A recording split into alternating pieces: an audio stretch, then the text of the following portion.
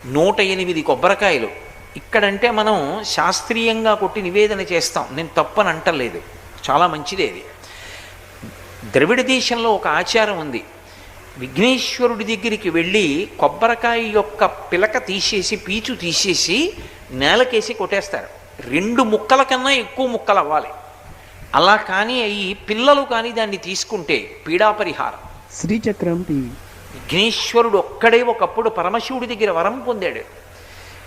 ఈరోజు తల పగిలిపోతుంది వాడికి, తలకాయ పోయిందండి అంటారు, నా తలకాయ పోయిందండి అంటారు. తలకాయ పోయిందండి అంటే దాని అర్థం ఏమిటి?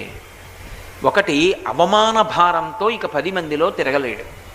2, తలకాయ పోయిందన్న మాట ఎప్పుడంటారంటే ఈ ద్వారం చిట్లిపోతుంది. ఈ ద్వారం కానీ చిట్లిందా ఇక్కడ ప్రాణములు నిర్గమిస్తాయి. అందుకే ఇక్కడ దెబ్బ తగలకూడదు. ఇక్కడ దెబ్బ తగిలి